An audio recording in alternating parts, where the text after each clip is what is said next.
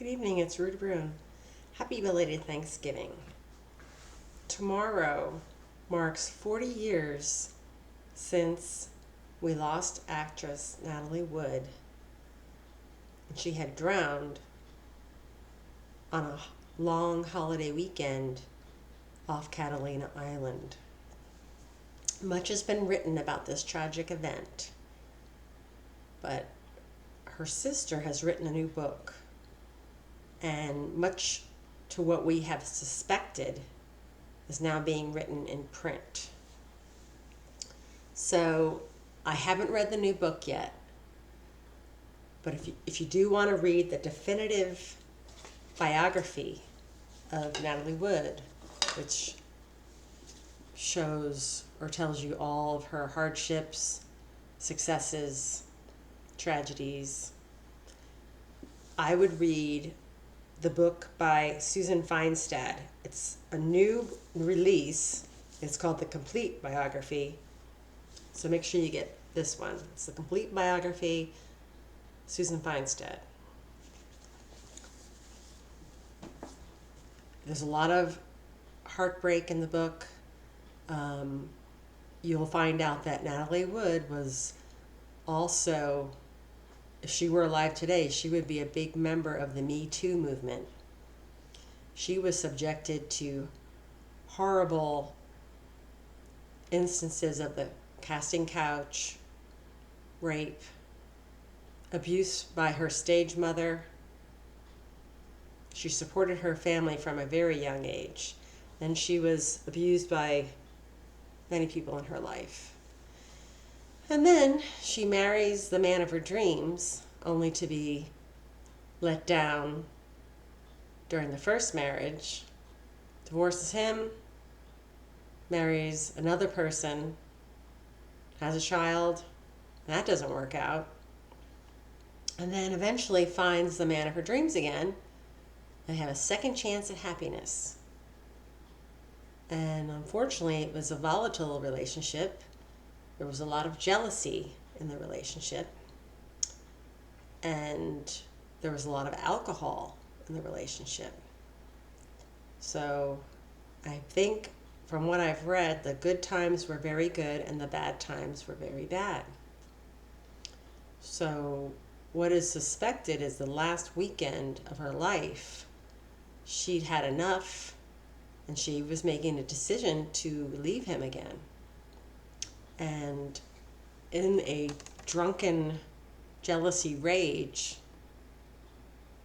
the new evidence supports that her husband was shoving her around and beating her in their stateroom. Both had had drinks. He was heavily drunk, knocked her unconscious, panicked. Apparently, he might have suspected she was dead at that point, but her sister believes then she was tossed off the boat into the water. There's still some conflicting information. If you read all the details of the reports over the years, there's apparently there was people on another ship that heard a woman crying for help.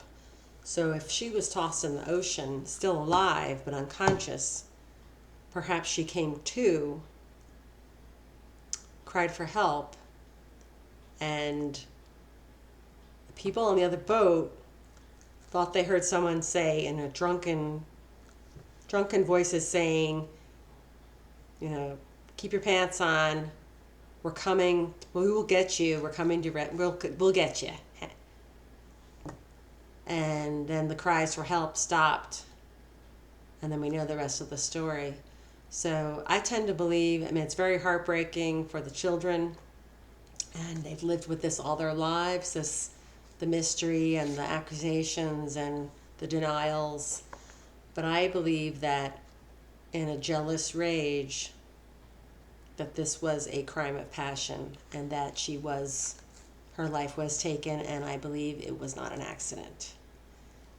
If you watch her daughter's documentary, which is on HBO, I believe the title is What Remains Behind, or crap, I should have looked that up. But anyway, you can Google Natasha Gregson Wagner documentary. If you watch that documentary, she at point blank asks her stepfather, Robert Wagner, about the incident that night.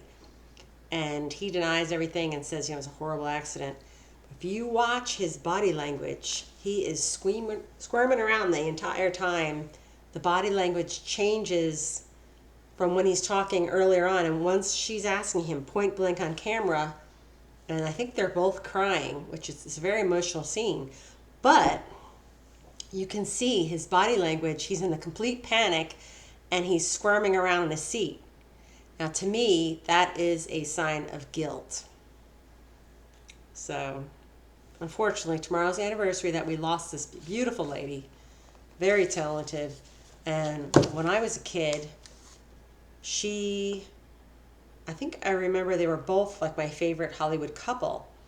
And I had bought this Look magazine, and I put it away, and I still have it. It's from 1979.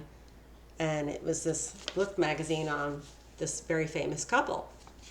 And I remember telling my mom that they were my favorite.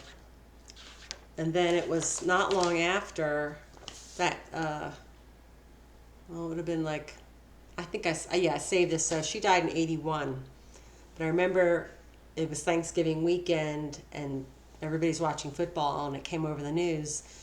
And at the time, my father said, at the time they were saying it was an accident, she fell overboard or whatever, trying to stop the noise of the dinghy or something. And I remember my dad said, that is a load of baloney. There's something not right there. So right on the spot, he had this instinct that it was a load of crap, and it was no accident. So it'd be a good day to reflect on how lucky we are. And you always think that the rich people have it better, but